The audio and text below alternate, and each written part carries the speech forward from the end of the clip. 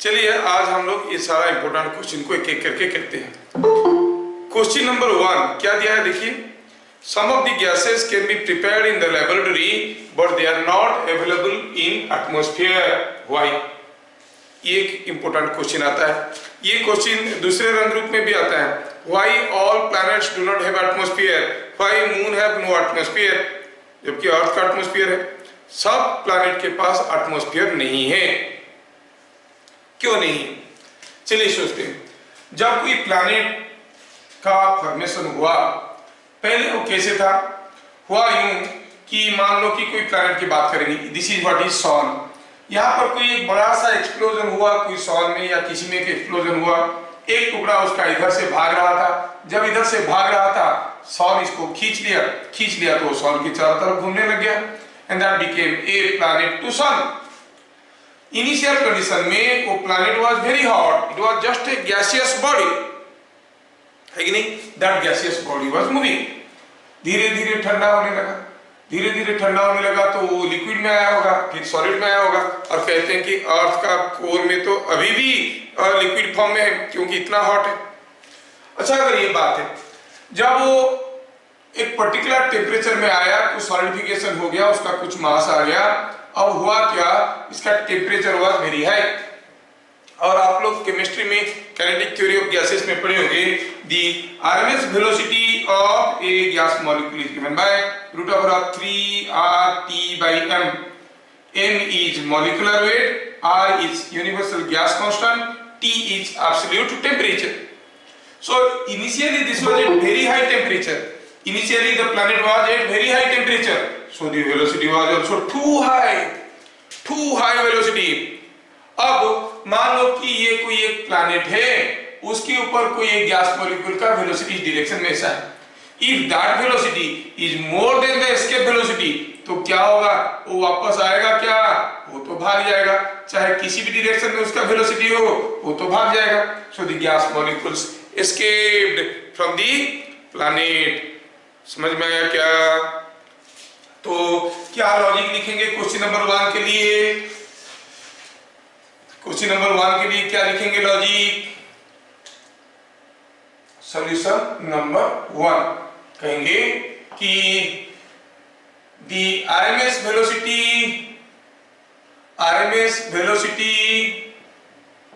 of a gas molecule,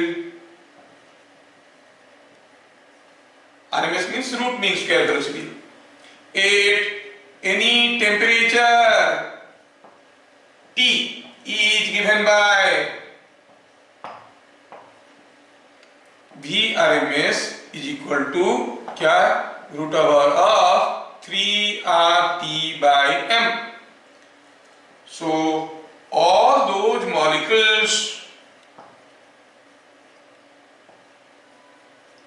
having Vrms more than escape velocity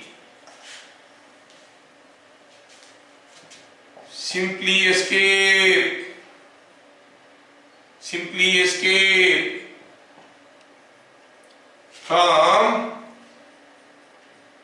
gravitational field of the planet.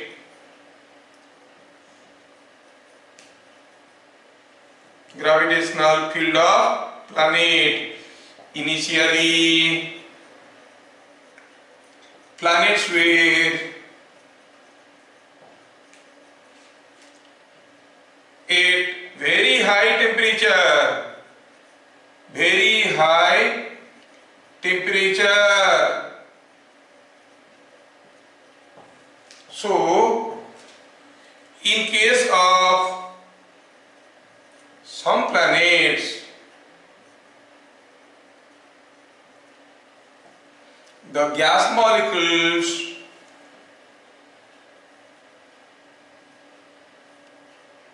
escaped from the gravitational field,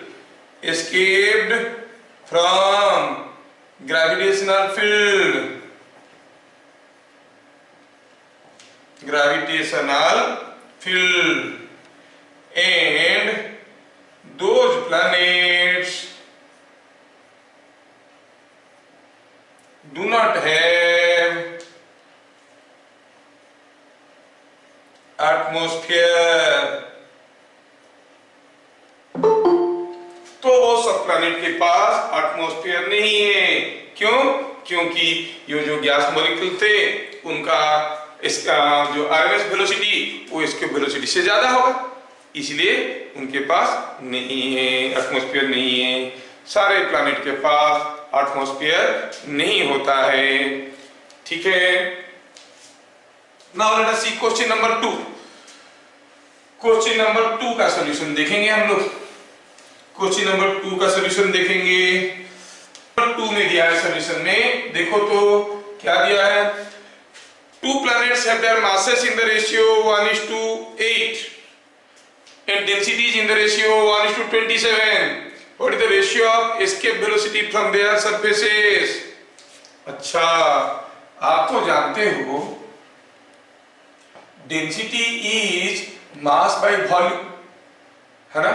तो हम कहेंगे density ratio is m1 by m2 v2 by v1, जबकि v कितना है, v is 4/3 pi r cube, r is radius of the planet. So that way you find d1 by d2 is equal to m1 by m2 into v2 हो गया 4/3 pi r2 cube, बाकी term तो cancel हो जाएंगे, r1 cube। क्या दिया है data में, दिया गया है densities are in the ratio 1:27 and masses are in the ratio 1:8. 1/27 is equal to 1/8 into r2 by r1 का क्यूब। थोड़ा सॉल्व करो तो r2 by r1 का क्यूब क्या आया है, 8 को इधर ले लो, it is 8/27 और r2 by r1 अगर निकालेंगे तो it is cube root of 8/27। 8 का क्यूब रूट कितना है, 2 into 2 into 2 is 8, 3 into 3 into 3 is 27, so it is coming out to be 2/3। अब पूछा है ratio of there escape velocity. क्या आप लोगों को याद है एस्केप वेलोसिटी का फॉर्मूला क्या था? Yes, it was 2gm by r, ऐसे था कि नहीं? Escape velocity was root over 2gm by r। तो वो दोनों प्लैनेट का एस्केप वेलोसिटी का रेशियो बहुत सिंपल है, तो सब कुछ आपको मालूम है, ve1 by ve2।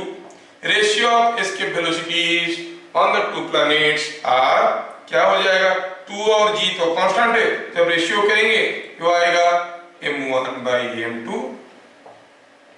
r2 by r1 उल्टा हो जाएगा क्योंकि r नीचे है। अब m1 by m2 is already given 8, r2 by r1 क्या निकल गया है, 2/3 whole root over, it is 1/2√3। So what you find, the ratio of escape velocities from their planets, from their surfaces is equal to 1/2√3। Difficult तो नहीं है, direct formula है, density और मास दिया है, इसमें से किसी तरह से रेडियस निकालना है और रूट ओवर 2gm/r करना है ना। क्वेश्चन नंबर 2 का सॉल्यूशन हो गया। ठीक है, नाउ लेट अस सी क्वेश्चन नंबर 3। क्वेश्चन नंबर 3, जिनको सारा फॉर्मूला याद है वो लोग फटाफट कर लेंगे।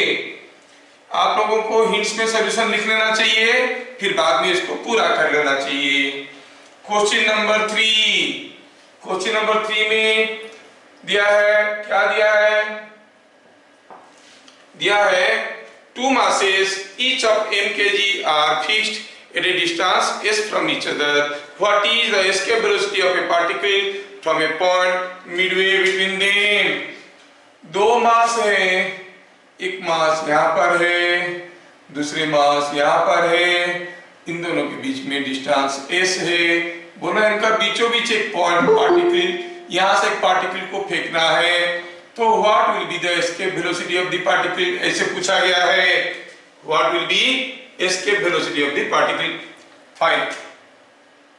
बेसिक क्लू क्या था, बेसिक क्लू क्या था, कि जब भी कोई पार्टिकल किसी ग्रेविटेशनल फील्ड में है उसके पास पोटेंशियल एनर्जी नेगेटिव है, और उसका पोटेंशियल एनर्जी को अगर हम टोटल एनर्जी को अगर हम जीरो कर देंगे वो एस्केप कर जाएगा, तो हम क्या कहेंगे, फॉर एस्केपिंग ऑफ एम, ये छोटा को एम कहेंगे, बड़ा वाला कैपिटल एम है, बड़ा वाला कैपिटल एम है, ठीक है।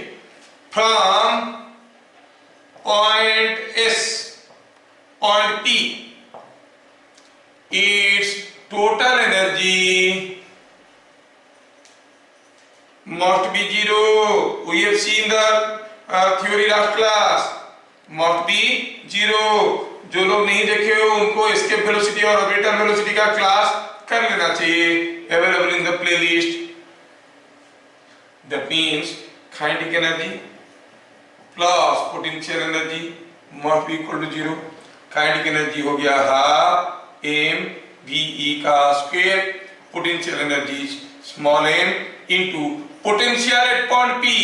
देखो मैं वेलोसिटी को स्मॉल भी लिख रहा हूं, पोटेंशियल को कैपिटल भी लिख रहा हूं, that is equal to zero, implies half. अच्छा m कॉमन गया, उधर फेंको, जीरो के नीचे कुछ भी गिरे सारे जीरो हो जाते हैं, हाफ ve का square plus potential at point P। अब इसके लिए भी होगा, इसके लिए भी होगा, और पोटेंशियल तो स्केलर क्वांटिटी है, इसके लिए जितना पोटेंशियल होगा इसके लिए उतना ही पोटेंशियल होगा, मतलब पोटेंशियल ड्यू टू दिस जो होगा उसका double, twice of potential due to this minus gm by क्या डिस्टेंस है, अगर ये मिड पॉइंट है तो डिस्टेंस क्या हो गया, मिड पॉइंट हो गया, तो distance is coming out to be s/2, distance is s/2, so it is coming out to be like this, half v square plus twice of this is equal to 0। कितना simple है, तो ये v का value निकालना है, ये 2 पर आया तो 4 हो गया, 2 पर आया तो 4 हो गया, और इधर गया तो 8 हो गया, ve is coming out to be 8 gm by s का root over, so the escape velocity from a point midway between the two planets is coming out to be root over of 8 gm by s। Question number 3 ऐसे हो गया, ठीक है। Question number 4, question number 3 सबको समझ में आ गया होगा। Now will see question number 4 का सॉल्यूशन। बस ध्यान में ये रखना है कि किसी भी पार्टिकल को किसी भी पॉइंट से एस्केप करवाना है तो उसका सारा एनर्जी जीरो कर दो, टोटल एनर्जी जीरो हो जाएगा तो भाग जाएगा, ठीक है। हाँ, तो क्वेश्चन नंबर 4 क्या दिया है, a smooth tunnel was dug through the centre of earth, what is the escape velocity of a particle from centre of earth. यहां पर डाटा नहीं दिया है, but then we have to assume it like this, m is mass of earth, r is radius of earth. देखेंगे बाद में इसको in terms of small g अगर एलिमिनेट कर सकते हैं तो। और यहां पर आपको एक चीज याद रखना है, potential at centre of earth. जिन लोगों को मालूम नहीं है बगल में लिख दो, we know that potential at centre of earth कितना होता है, -3gm/2r, ऐसा होता है, ठीक है। At the centre of earth potential is -3gm/2r। अगर ये है पोटेंशियल -3gm/2r, सोचो क्या दिया है, अर्थ में हमने एक टनल बनाया, we made a thin tunnel, smooth tunnel till the centre. अब सेंटर से कोई चीज को फेंकेंगे, कितना वेलोसिटी में फेंकेंगे कि वो भाग जाएगा और वापस नहीं आएगा। एस्केप वेलोसिटी पूछा है, मतलब for escaping the kinetic energy for escaping from centre क्या होना चाहिए, kinetic energy plus potential energy must be equal to zero. Kinetic energy plus potential energy must be equal to zero. ठीक है, अभी आपको सोचो काइनेटिक एनर्जी क्या है, half m b square, potential energy it is mass into potential, निकालने की कोशिश करिए। तो क्या है, बहुत सिंपल है, kinetic energy at the centre क्या हो गया, हाफ एम, एम क्या है, जो पार्टिकल को हम फेंकना चाहते हैं, कैपिटल एम क्या है, mass of earth, half m v e square plus potential energy at the centre m into potential at the centre क्या है, minus 3gm by 2r and that whole thing is equal to 0। m तो गया, मिल गया VE is equal to कितना 3gm by r का root over. और आपको वैसे भी मालूम है कि जो g ऑन द सरफेस होता है वो होता है gm by r स्क्वायर। तो gm by r का वैल्यू क्या होगा, gm by r का वैल्यू हो जाएगा g into r, तो इसके जगह gm by r का वैल्यू g into r लिख देंगे, तो root over 3gr।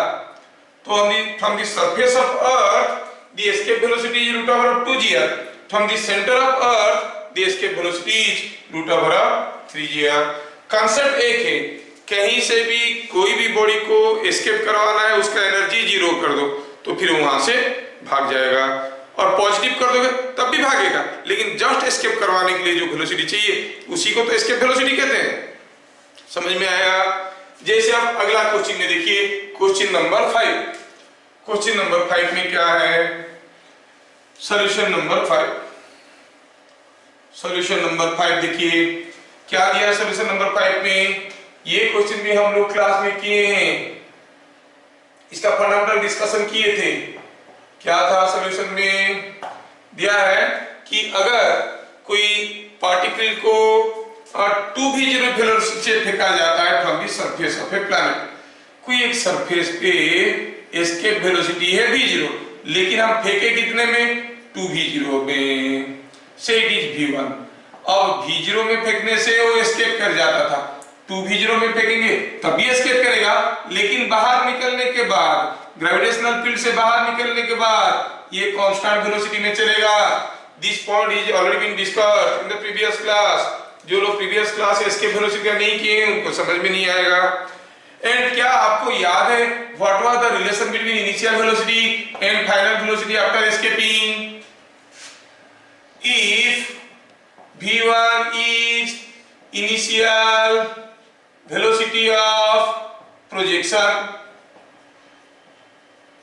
v2 is final velocity after escaping, and ve is escape velocity, v is escape velocity। तो क्या ये तीनों में आपको कोई रिलेशन मालूम है? यस सर मालूम है। क्या था, प्रीवियस क्लास हम लोग डिराइव किए थे, v1 square minus v2 square is equal to ve square. ये फॉर्मूला था। कैसे हुआ, क्यों हुआ, कब हुआ, कहां हुआ, जानने के लिए देखिए एस्केप वेलोसिटी इन होम ट्यूटर यूट्यूब चैनल, है ना, प्लेलिस्ट में ढूंढोगे ग्रेविटेशन का मिलेगा। तो ये सब हो गया v1 square minus v2 square equal v square. यहाँ पर v1 क्या दिया है 2v0, v2 पूछा है, v क्या दिया है v0, v1 is given 2v0, ve is given v0। क्या रखा है 2v0 का square 4v0 square minus v2 square is equal to v0 का स्क्वायर। इसका मतलब v2 कितना हो गया, v2 is √3 times v0, it is coming out to be √3 times v0। समझ में आ गया? डायरेक्ट फॉर्मूला में यूज किया, आप ये फॉर्मूला डायरेक्टली यूज कर सकते हो। ठीक है, स्कूल वाले ग्रेविटेशन में उल्टा पुल्टा कुछ नहीं पूछने वाले हैं। प्योरली स्कूल के लिए जो लोग पढ़ते हैं उन लोगों को एक एडजेक्टिव मिलता है, बेवकूफ कहते हैं उनको।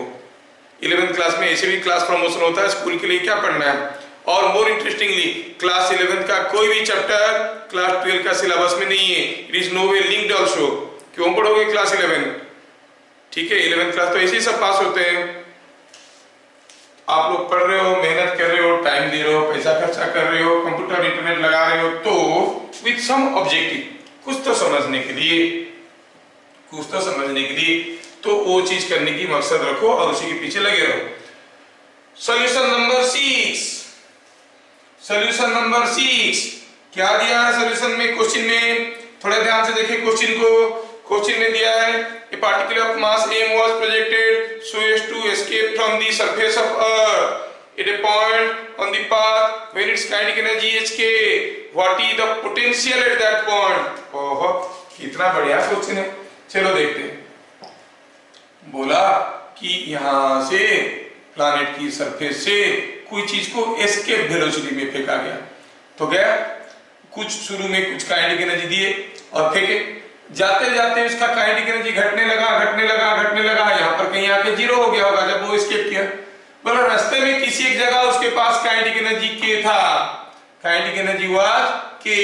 मान लो P पॉइंट में काइनेटिक एनर्जी के था, पूछा है at point P what is potential at point P? Minus K. Yes, देखना है। सपोज हम कहेंगे नहीं माइनस के नहीं होगा, वो तो पोटेंशियल एनर्जी हो जाएगा बेटा। हम पूछे व्हाट इज द पोटेंशियल, तो क्या कहेंगे? When thrown with escape velocity, when thrown with escape velocity kinetic energy plus potential energy is zero। कहां पे? यहां पे ना यहां पे कि दोनों जगह? हर जगह law of conservation of energy. तो अगर काइनेटिक एनर्जी हो गया के, अगर काइनेटिक एनर्जी हो गया के, तो हम कहेंगे potential energy mass into potential at point P is equal to 0। तो पोटेंशियल का फॉर्मूला क्या आ गया? Potential at point P is minus k by m। So the potential at point P is equal to minus k by m।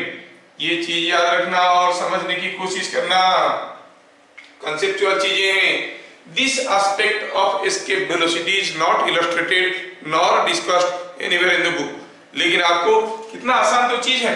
यहाँ पर अगर kinetic energy plus potential energy 0 हुआ तो यहाँ पे भी होगा, यहाँ पे भी होगा, यहाँ पे भी होगा, यहाँ पे भी होगा, यहाँ पे भी होगा, यहाँ पे भी होगा, सारी जगह होगा। हर जगह जितना काइनेटिक एनर्जी उतना ही पोटेंशियल एनर्जी होगा। Negative of potential energy is equal to kinetic energy, इसीलिए तो 0 हो रहा है।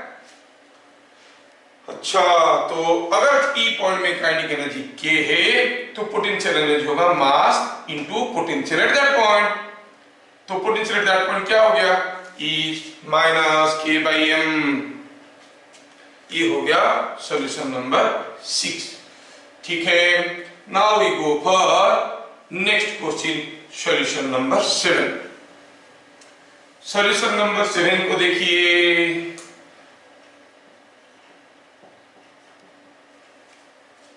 क्या दिया है? दिया है two planets have equal density but radii are in the ratio 1:3। Two planets have equal density, d1 is equal to d2, but radii are in the ratio 1:3। ठीक है, what is the ratio of orbital angular velocity of near planet satellites in the two cases? अब near planet satellite, यही चीज last class discussion करते वक्त miss हो गया था, मैं इसको बताना चाहूंगा। तो न्यूमेरिकल के थ्रू से काम बन जाएगा। For a near planet satellite, मान लो गूगल वाला सैटेलाइट जो हर जगह फोटो उठा रहा है, तो पास से रहेगा तब ना फोटो उठाएगा, दूर में तो फोटो नहीं उठा पाएगा, है कि नहीं? तो पास में घूम रहा है। For a near planet satellite, कोई प्लैनेट है, मान लो कि उसका रेडियस जैसे अर्थ है, अर्थ का रेडियस कितना है? 6400 किलोमीटर ओनली। अब अगर कोई सैटेलाइट यहां से 2 किलोमीटर, 3 किलोमीटर, 10 किलोमीटर ऊपर घूम रहा है, तो हम कहेंगे प्लैनेट के पास है और उसका distance is negligibly small as compare to this. कोई सैटेलाइट मान लो यहां से 10 किलोमीटर ऊपर घूम रहा है, तो हम कहेंगे it is close to the surface of earth. So for a near planet satellite हम कहेंगे radius of orbit is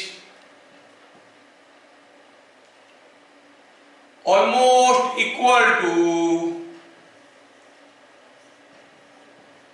radius of planet। हाँ, इसमें तो कोई दो राय नहीं।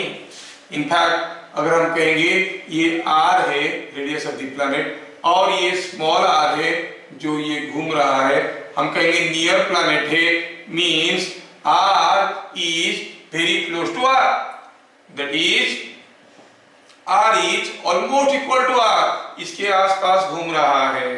चलो ठीक है। now what is angular velocity?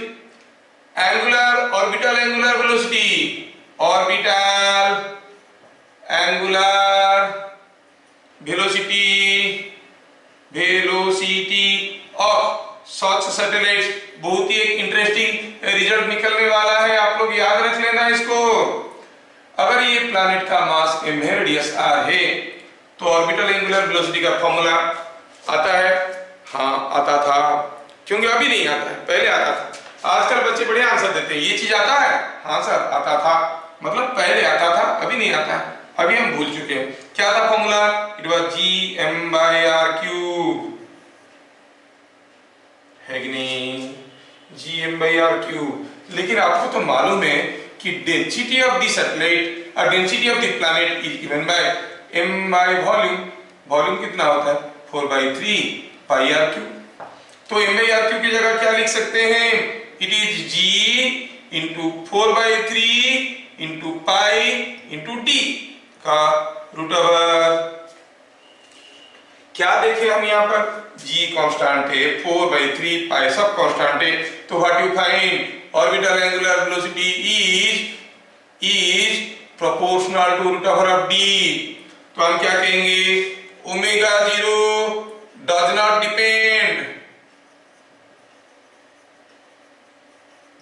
on m and r, it depends only on density of satellite, density of planet। सिर्फ प्लैनेट का डेंसिटी के ऊपर डिपेंड कर रहा है, ठीक है। और यहाँ पर क्या दिया है? दो प्लैनेट है, उनका डेंसिटी बराबर है। अगर डेंसिटी बराबर है तो उसका ऑर्बिटल एंगुलर वेलोसिटी जितना होगा, दूसरे का भी ऑर्बिटल एंगुलर वेलोसिटी उतना होगा फॉर नियर प्लैनेट सैटेलाइट्स। तो आप क्या कहोगे? What is the ratio of their angular velocities? तो आप कहोगे angular velocity of the near planet satellite for both of the planets will be the same, though their radii are different, but density बराबर हुआ तो angular orbital velocity has to be same, क्योंकि दोनों का density बराबर है। समझ में आया? Do you remember? This is a very important question. समझ में आया? Yes yes yes. Question number 8 में देखो तो कितना इंटरेस्टिंग दिया है। देखो एस्केप वेलोसिटी और ऑर्बिटल वेलोसिटी को पढ़ते वक्त हम लोग जो जो एस्पेक्ट को इंपॉर्टेंट पॉइंट्स के हिसाब से एनलिस्ट किए थे, वो सारा एस्पेक्ट को हर जगह दिखा नहीं जाता है। मतलब वो तो खाली एस्केप वेलोसिटी क्या है, ऑर्बिटल वेलोसिटी क्या है, दो तीन तो स्टेटमेंट फॉर्मूला देके छोड़ देते हैं, लेकिन कि अंदरूनी चीजों को कोई पकड़ता नहीं है। इसलिए एक क्वेश्चन जो आपको बहुत सिंपल लग रहा है वो किसी दूसरे के लिए बहुत ही डिफिकल्ट बन जाता है। जैसे क्वेश्चन नंबर 8 क्या दिया है? Kinetic energy of moon is के। अब मून तो घूम रहा है, मून चंदा मामा हमारे चारों तरफ घूम रहा है, धरती हमारा माता है, चंदा हमारा मामा है, तो दोनों में भाई बहन का रिलेशन है। ये चंदा मामा घूम रहा है तो उसके पास कुछ काइनेटिक एनर्जी होगा। बोला कि काइनेटिक एनर्जी क्या है, बताओ उसका पोटेंशियल एनर्जी क्या है। ओहो सो इंटरेस्टिंग। आप देख रहे हो कि ये जब काइनेटिक एनर्जी के है और ये घूम रहा है, तो आप जानते हो फॉर ए सैटेलाइट, कोई भी एक सैटेलाइट के लिए हम क्या जानते हैं कि जो काइनेटिक एनर्जी होता है और जो पोटेंशियल एनर्जी होता है क्या रिलेशन होता है? आप कहोगे potential energy is equal to minus of twice of kinetic energy. तो आप कहोगे पोटेंशियल एनर्जी कितना है? काइनेटिक एनर्जी क्या दिया गया है? -2k, क्योंकि moon is a natural satellite of earth. कितना सिंपल हो गया है ना। Solution number 9, solution number 9। तो पूछा है a satellite is moving in a circular orbit around a planet of mass m in an orbit of radius r, in an orbit of radius r।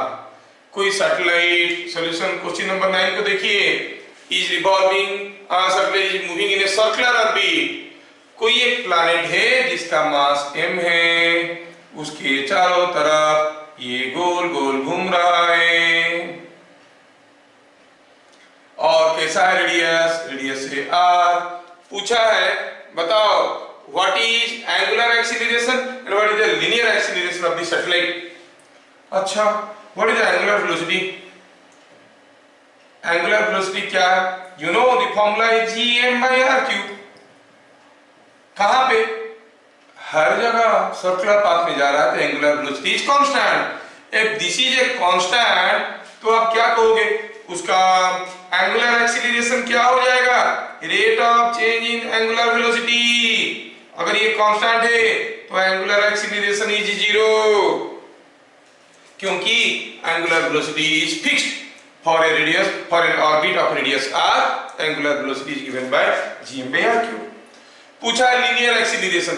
Linear acceleration कितना, linear acceleration क्या होता है, linear acceleration तो क्या होता है, rate of change in velocity. क्या velocity भी कांस्टेंट है, अरे नहीं, जब वो इधर से जा रहा था, इधर था वेलोसिटी ऐसे था, इधर था वेलोसिटी ऐसे था, इधर था वेलोसिटी ऐसे था। क्या स्पीड बदल रहा है, स्पीड क्या था, speed was omega into r। Speed is constant, velocity is changing. When a particle is moving in a circular path of radius r, what is the speed? Omega into r. What is the acceleration? v square by r. तो आप क्या कहोगे, this is equal to v square by r और omega square r। Omega square r करो तो क्या मिलेगा, देखो तो gm/r³ का स्क्वायर, gm/r³ का स्क्वायर। ये फॉर्मूला कहां से आया, v स्क्वायर बाई r से ही आया, सेंटीमीटर एक्सीलरेशन होता था नहीं, तो हम जानते हैं सेंटीमीटर एक्सीलरेशन होता है v स्क्वायर बाई r, और v के जगह अगर हम ओमेगा डाल देंगे तो मिल जाएगा omega square r square by r, that is omega square r।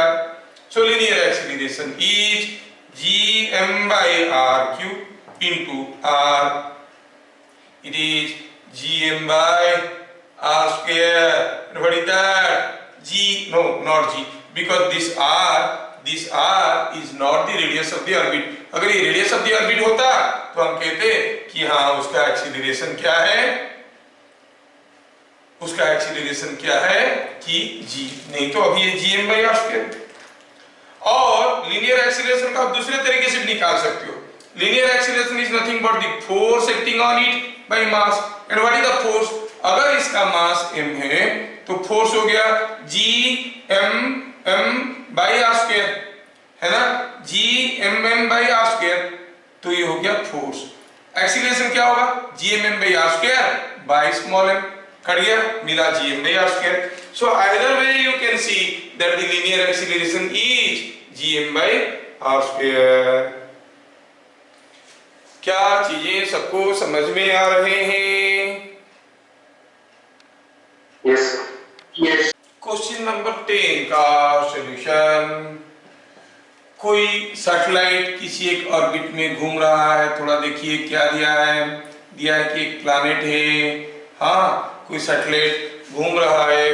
To escape it from the gravitational field, I would like to say to just escape it, इसको जस्ट एस्केप करवाने के लिए फ्रॉम द ग्रेविटेशनल फील्ड क्या करना पड़ेगा, kinetic energy को कितना बढ़ाना पड़ेगा, वेलोसिटी को कितना बढ़ाना पड़ेगा, what percentage increase in kinetic energy is required. आप जानते हो कि in the orbit if kinetic energy is k, then potential energy is -2k for just escaping from orbit, कहीं से भी किसी को भी एस्केप करवाना है तो kinetic energy plus potential energy must be equal to 0। लेकिन ये तो 0 नहीं हो रहा है, तो काइनेटिक एनर्जी को बढ़ाना पड़ेगा। कितना बढ़ाना पड़ेगा? k था और k बढ़ा दो तो 0 हो जाएगा। तो for just escaping from the orbit, just escaping from the orbit, तो आपको हो गए क्या करना पड़ेगा? The kinetic energy is to be doubled. तो काइनेटिक एनर्जी को डबल करने का मतलब क्या हुआ? So to double the kinetic energy, by doubling the kinetic energy,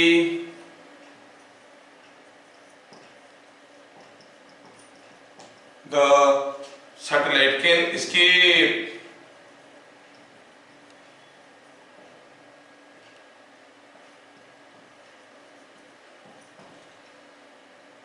That is, kinetic energy is to be, मैं क्यों ये क्वेश्चन को डिटेल्स में लिख रहा हूं? It has come so many times in different entrance examinations. इतने बार आ चुका है कि आजकल नहीं आ रहा है। क्या मालूम आ सकता है अभी कोरोना टाइप पे इजी क्वेश्चन देना चाहते हैं लोग तो दे सकते हैं।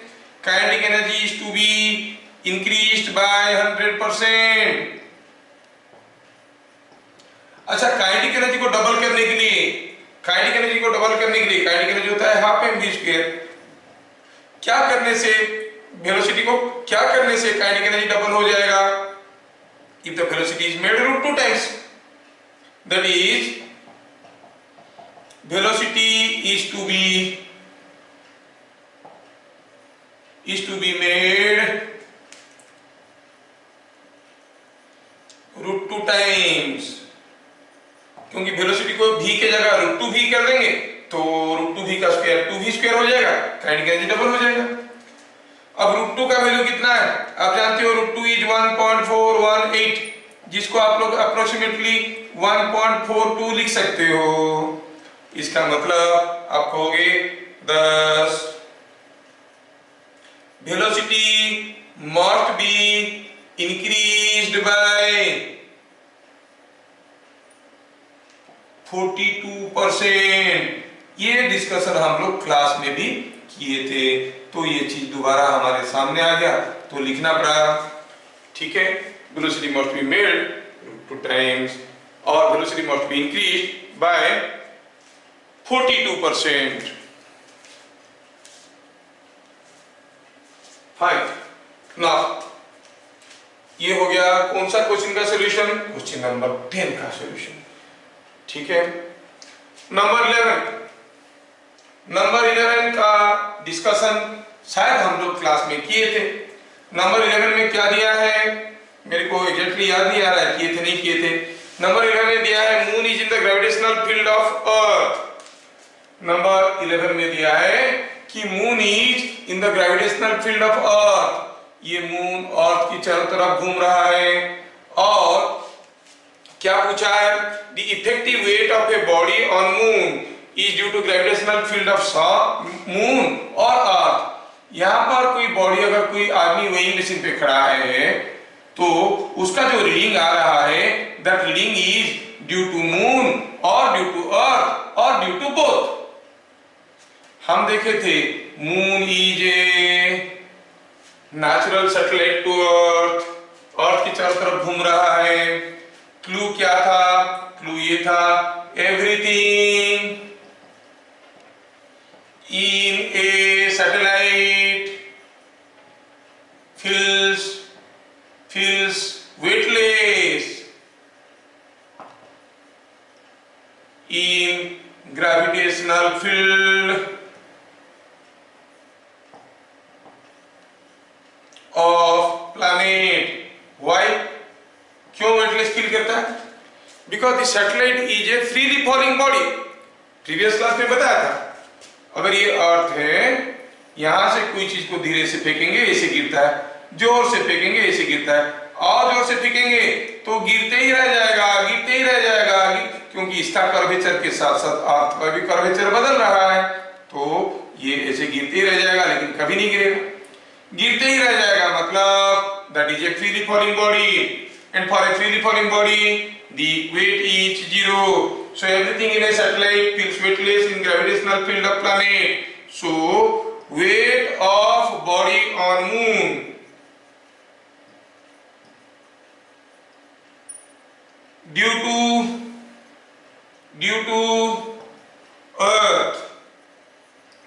is 0. Hence, effective weight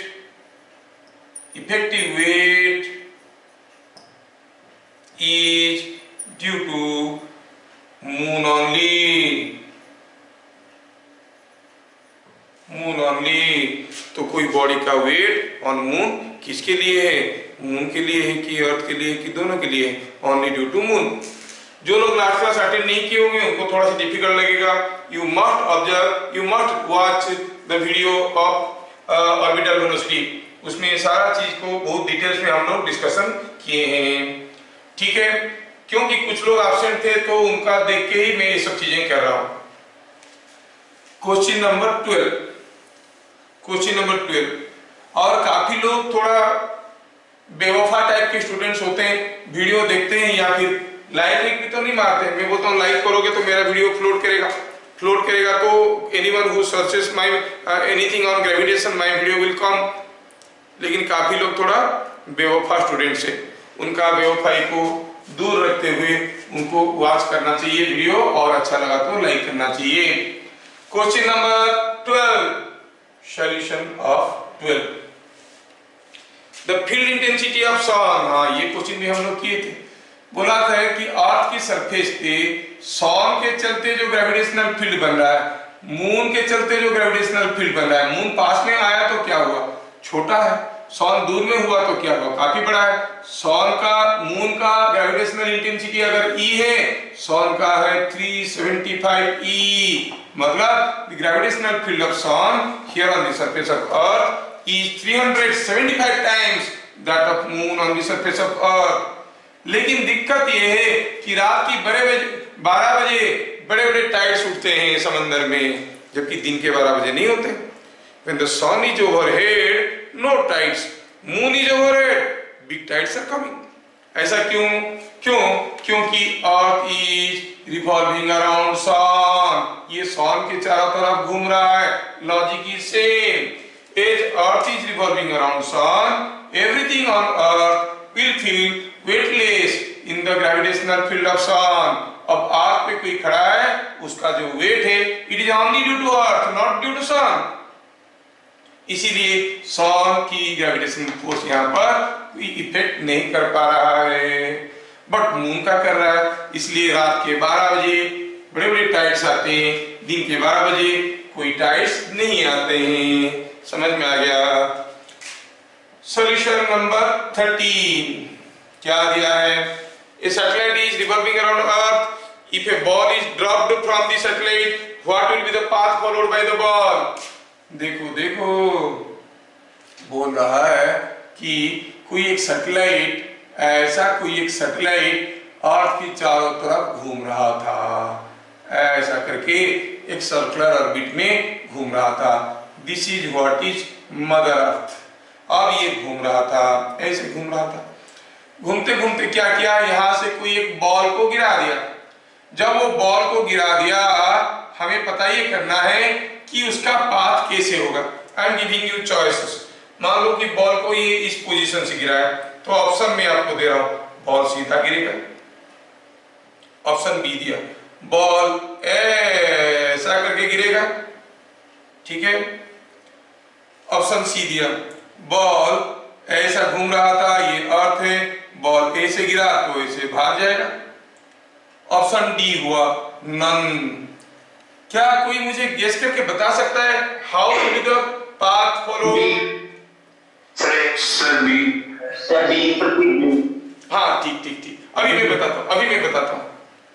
आप लोग बोल दिए, अब मैं बताता हूं। अब देखो, ऑर्बिटल वेलोसिटी क्या था? The velocity with which anything must be thrown in a particular orbit so that it will keep on revolving. ये जो बॉल को ड्रॉप किया, ड्रॉप करने से पहले बॉल का वेलोसिटी क्या था? वही तो same as the velocity of the satellite. तो गिरने के बाद क्या होगा? The ball will not fall, rather it will keep on revolving in the same orbit. ना गिरेगा, ना ऐसे घूम के आएगा, ना टेंजेंट से ले जाएगा। आंसर होगा नॉन। तो आंसर क्या होगा?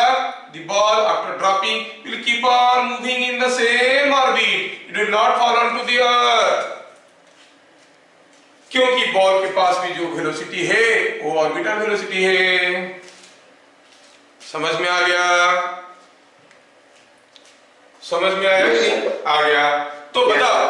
अच्छा, तो फिर एक मुश्किल सवाल आपके लिए। अब देखो, हमारा जो बाइक से है वो बहुत सारा बाइक पेट्रोल से चलते हैं, कार्स पेट्रोल से चलते हैं, डीजल से चलते हैं, एरोप्लेन्स गैसोलीन से चलते हैं, और कोई अगर हम मिसाइल वगैरह छोड़ते हैं तो क्रायोजेनिक लिक्विड ऑक्सीजन से चलते हैं। क्या बता सकते हो ये जो सैटेलाइट्स है उनको चलाने के लिए कौन सा फ्यूल यूज होता है कि वो चलते रहते हैं?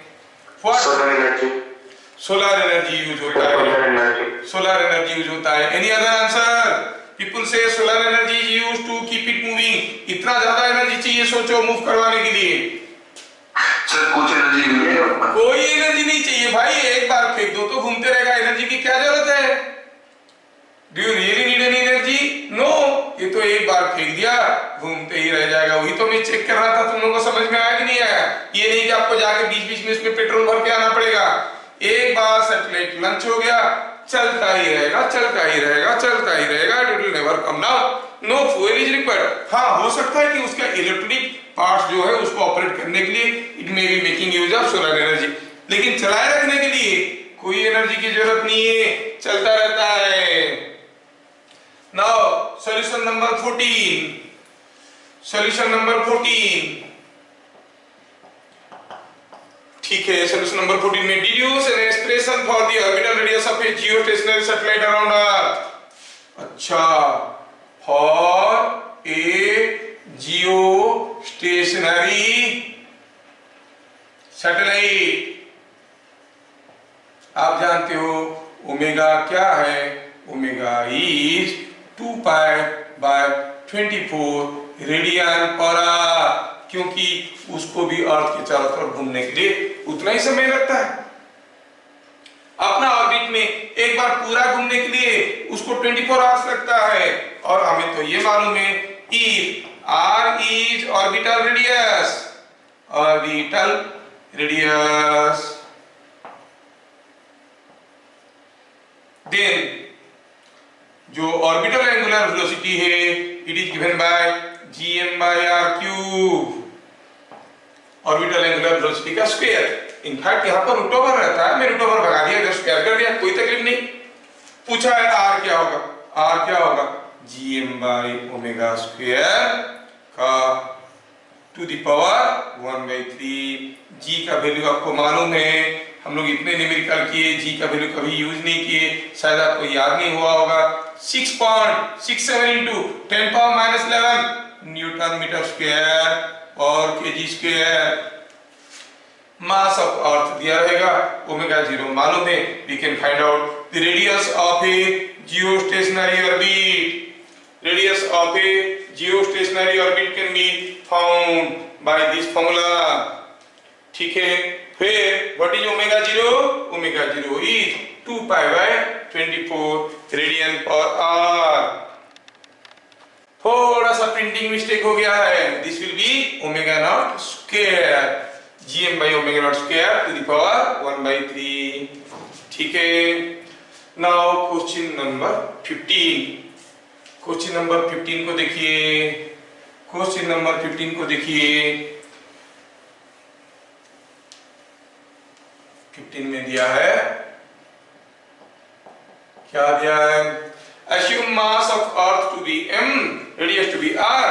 What kinetic energy must be imparted to a mass m on surface of Earth so that it finally orbits around Earth in an orbit of radius 4r? ओहो, कितना मस्त क्वेश्चन है। बोला कि ये कोई एक प्लैनेट है, अर्थ है, मास m है, रेडियस r है। यहां से कोई सैटेलाइट को कितना काइनेटिक एनर्जी में फेंकेंगे? ke1 कितना होना चाहिए कि ये 4r की रेडियस में घूमता रह जाएगा? ठीक है, तो हम क्या कहेंगे? आपको याद होगा वेलोसिटी इन ऑर्बिट कितना है? It is gm/4 4r, gm/r होता है, here r is equal to 4r दिया है, gm/4r. Kinetic energy in orbit is equal to, मान लो कि कोई सैटेलाइट का मास m है जिसको फेंका गया है, वो मास m अभी घूम रहा है, ऑर्बिटल वेलोसिटी v0 है, तो it is half m v0 square, that is half m gm/4r. तो ये हो गया kinetic energy. Potential energy in orbit, it is minus of twice of kinetic energy, so it is mgm/4r with a minus sign. क्यों निकालेंगे potential energy? कोई जरूरत नहीं. Total energy in orbit, I will write total energy, total energy in orbit. चलो लिख चुके हैं तो क्यों मिटाएं. Total energy is equal to this plus this, जोड़ेंगे तो आएगा कितना, same as minus of kinetic energy, क्योंकि ये होता है minus of twice of kinetic energy, दोनों को जोड़ोगे तो हो गया माइनस ऑफ काइनेटिक एनर्जी. कितना है ये काइनेटिक एनर्जी, कितना था ये, so it is minus mgm/eta. अच्छा, ऑर्बिट में ये काइनेटिक एनर्जी है और काइनेटिक एनर्जी तो कंजर्व है, यहाँ टोटल एनर्जी तो कंजर्व है, यहाँ का टोटल एनर्जी यहाँ का टोटल एनर्जी बराबर होगा. So by law of conservation of mechanical energy आप कहोगे kinetic energy at the surface, call it Ke1, plus potential energy at the surface is equal to kinetic energy in the orbit plus potential energy in the orbit.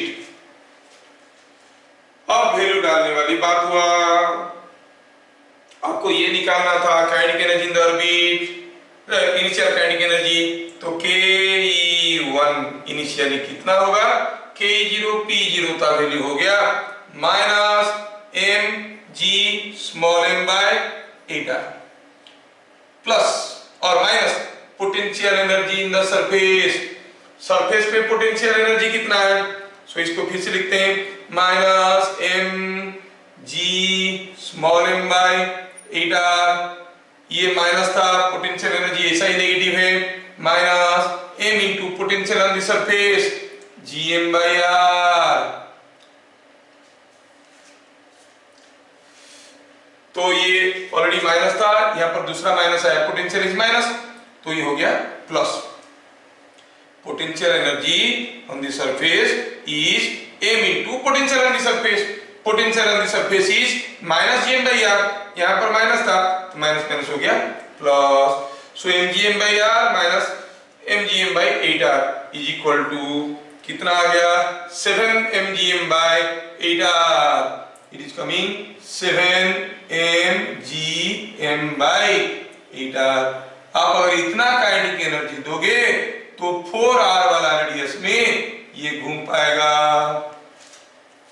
ठीक है, ये 4r वाला radius में घूम पाएगा. So the energy with which it should be thrown, the kinetic energy with which it should be thrown is equal to 7 mgm/eta. समझ में आया क्या, 7 mgm/eta. क्या बोल रहा है सॉल्यूशन नंबर 16 में कि कोई सैटेलाइट के अंदर कौन सा बैलेंस प्रॉपर्ली वर्क करेगा, आपको पता करना है ना, कौन सा balance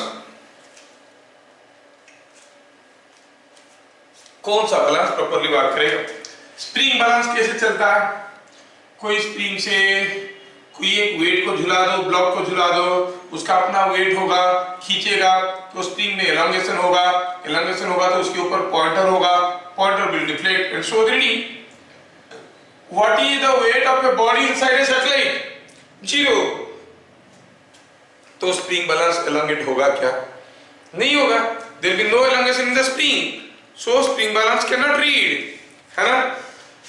physical balance, physical balance में आप एक तरफ कुछ वेट डालते हो और दूसरी तरफ कुछ सामान डालते हो, आलू डाल दिए इधर,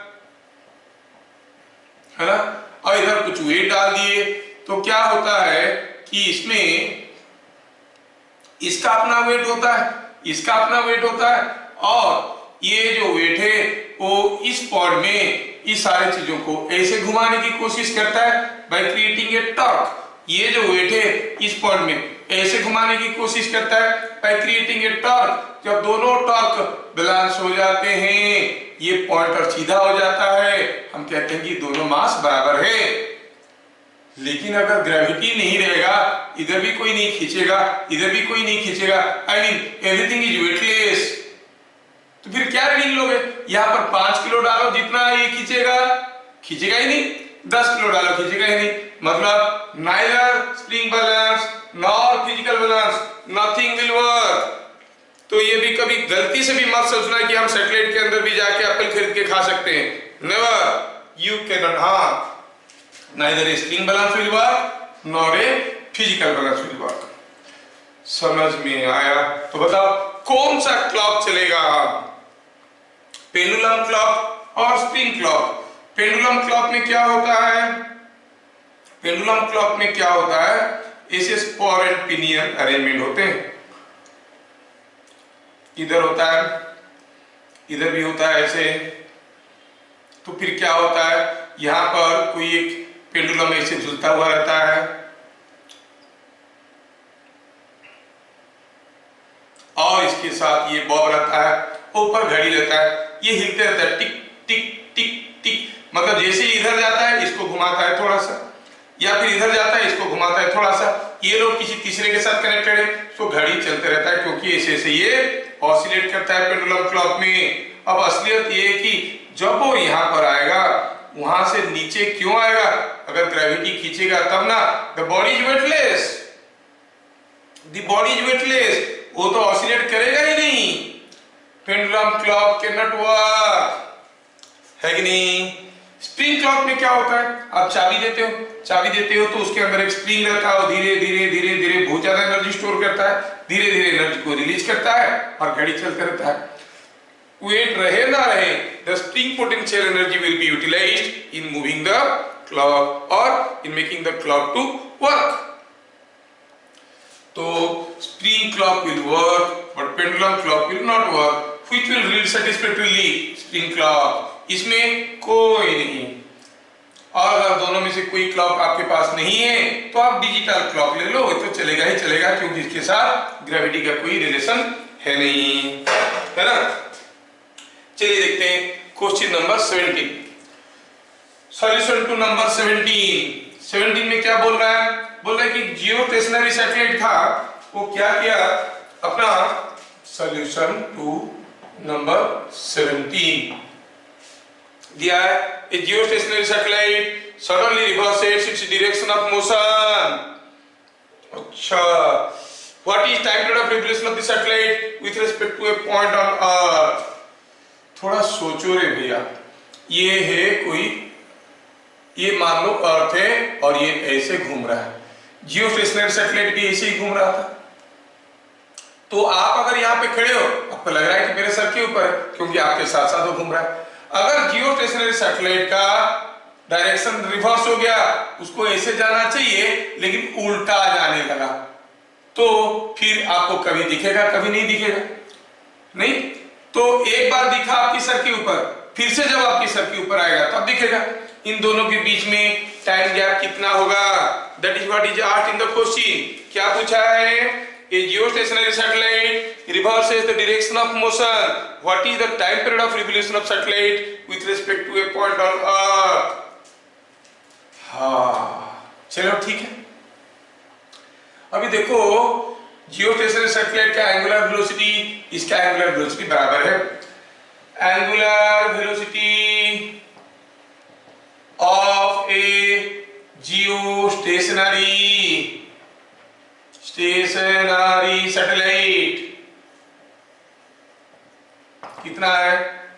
omega 0 is 2 pi by 24 radian per our, ये हम जानते हैं।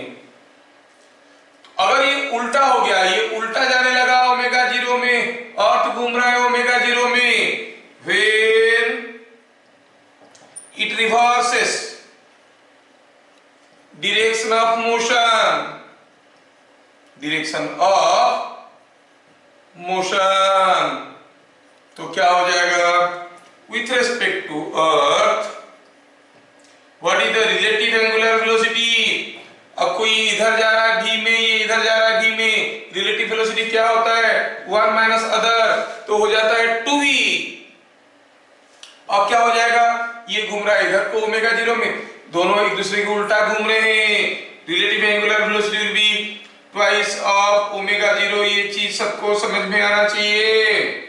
अगर आप कोई ऑब्जेक्ट ऐसे जा रहा है v स्पीड में, कोई ऑब्जर्वर ऐसे जा रहा है v स्पीड में, कोई पूछेगा बताओ what is the velocity of the object as seen by the observer, तो velocity of the observer, velocity of the object minus velocity of observer, velocity of observer ऐसा है, माइनस करेंगे तो ऐसा हो जाएगा, जोड़ देंगे तो 2v हो जाएगा।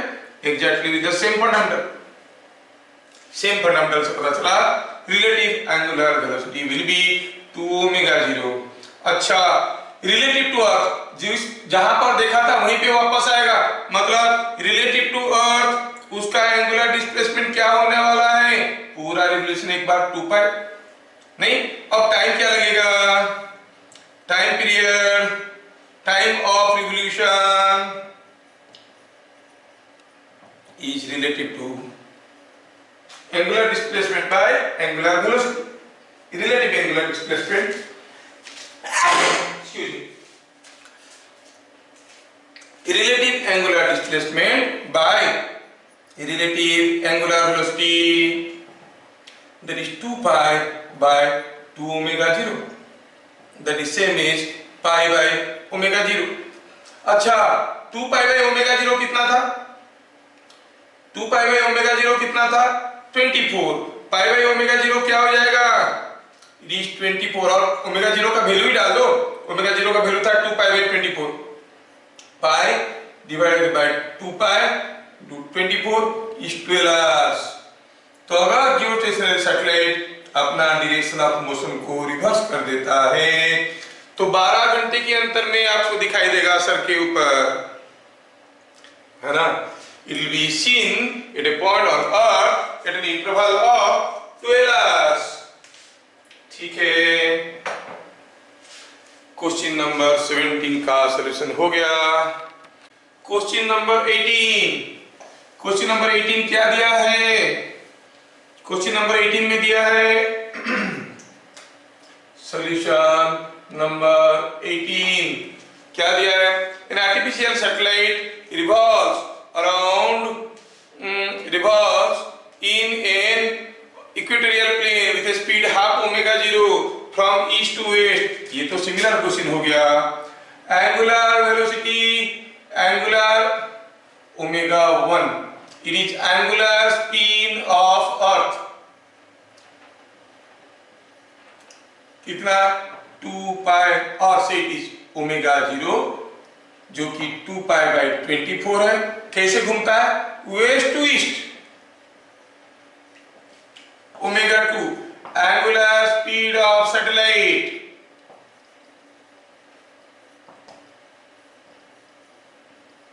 Is equal to half omega 0 that is pi by 24,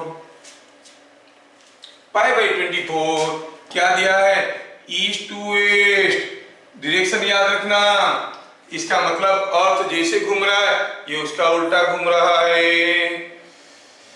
ठीक है, तो फिर से हम निकालेंगे relative angular velocity, relative angular velocity is omega 1 minus omega 2, है ना। तो it is coming out to be omega 1 minus omega 2 relative angular velocity कितना हो गया, it is pi by 24, omega 1 था 2 पाई बाई 24, ये उसका आधा हो गया pi by 24। So 2 pi by 24 minus pi by 24 is equal to pi by 24। Relative angular displacement क्या होगा, सेम पॉइंट में फिर से दिखाई देगा, रिलेटिव टू अर्थ उसको एक बार घूम के आना है, that is equal to 2 pi So time taken to make one revolution or time taken to reach same point of earth कितना हो जाएगा? Relative angular displacement by relative angular velocity. थोड़ा यहाँ पे गड़बड़ में कर दिया मेरे भाई, ये जैसे जा रहा है ये उल्टा जा रहा है, नहीं उल्टा जा रहा है, तो माइनस करेंगे तो क्या हो जाएगा? ये प्लस हो जाएगा। ध्यान से देखो, ये जा रहा है वेस्ट टू ईस्ट, ये जा रहा है ईस्ट टू वेस्ट। अर्थ जैसे घूम रहा है, सैटेलाइट उल्टा घूम रहा है। What is the relative angular velocity? This plus this, that is 3π/24। 5 plus हो गया, समझ में आया क्या? क्योंकि एक वेस्ट टू ईस्ट घूम रहा है, दूसरा ईस्ट टू वेस्ट घूम रहा है। अभी अभी जैसे डिस्कशन किए थे, कोई ऐसे घूम रहा है ओमेगा 1 में, कोई ऐसे घूम रहा है ओमेगा 2 में। रिलेटिव एंगुलर स्पीड क्या हो जाएगा? Omega 1 plus omega 2। Same direction में होते तो माइनस होता, ऑपोजिट डायरेक्शन में होने से ओमेगा 1 माइनस ओमेगा 2 हो गया प्लस ओमेगा 2, तो हो गया 3π/24। तो ये कितना समय लगेगा उसको? रिलेटिव एंगुलर डिस्प्लेसमेंट हो गया 2π, सो 2π/3π/24, तो कितना हो गया ये? 2π तो पाई को खा गया, 16 hours. So it will be seen at an interval of 16 hours. It will be seen at an interval of 16 hours. अर्थ की किसी एक पॉइंट से अगर आप खड़े होकर देखोगे तो ये आपको 16 घंटे की इंटरवल में दिखने लगेगा। सिमिलर क्वेश्चन है, 17 जैसे किए 18 एग्जैक्टली वैसे ही है, खाली आपको समझना चाहिए, है ना। And the last question but not the least, बहुत ही सिंपल है, सीधे कर सकते हैं और बहुत ही इंपॉर्टेंट है, स्कूल वाले तो इसी को ही डालेंगे। क्वेश्चन नंबर 19 का सॉल्यूशन देख लो, क्या दिया है सॉल्यूशन नंबर 19 में? 19 में दिया है, क्या दिया है? Two satellites are revolving at heights of 6 r and 2.5 r above the surface of Earth. What is the ratio of their time periods? अच्छा, r is radius of Earth। बोल रहा है कि यहां से 6 r हाइट में और दूसरा कितना हाइट में घूम रहा है? यहां से 2.5 r हाइट में, यहां पर दो सैटेलाइट घूम रही है, ये भी घूम रहा है, ये भी घूम रहा है। पूछा है what is the ratio of their time periods. तो here r1 is 6r plus r radius of orbit कितना हो गया? 7r। r2 is equal to 2.5r plus r 3.5r। क्या आप लोगों को याद है, हम लोग पढ़े थे for a satellite the square of the time period is proportional to cube of the radius of the orbit. आपको नहीं मालूम है तो आंख बंद करके लिखो, we know that T square is proportional to R cube. किसी को थोड़ी मालूम है कि आपको मालूम नहीं है, लिख सकते हो। So t1 square by t2 square is equal to r1 cube by r2 cube. Value डाले, t1 square by t2 square, r1 हो गया 7r बाय 3.5r का क्यूब इज 8, ये हो गया 2, r कैंसिल हो गया, 2 to the power 3 is 8। तो इसका मतलब ratio of their time periods क्या हो गया? 2 root over of 8 that is 2 root 2, so their time periods are in the ratio 2 root 2 is to 1। समझ में आ गया? क्वेश्चन तो डिफिकल्ट तो है नहीं, सिंपल क्वेश्चन है, फंडामेंटल वाला है। है ना। अगले क्लास हम लोग पढ़ने वाले हैं Kepler's law, sir Johannes Kepler, जो कि ग्रेविटेशन का सारा श्रेय उनके पास जाता है, क्योंकि पहला मेहनत तो वो किए थे, सारा डाटा देख के छोड़ दिए। न्यूटन जी महाराज उसी डाटा को यूज करके अपना लॉ वगैरह निकाल दिए और हम लोग उसको पढ़ रहे हैं। हम बोलते हैं कि न्यूटन निकाले थे, अरे नहीं, ये सब केप्लर की एनालिसिस था। और वो लॉ क्या कहता है, बड़ा खूंखार खतरनाक लॉ है, और हम उसको समझेंगे एक एक करके अगले क्लास में।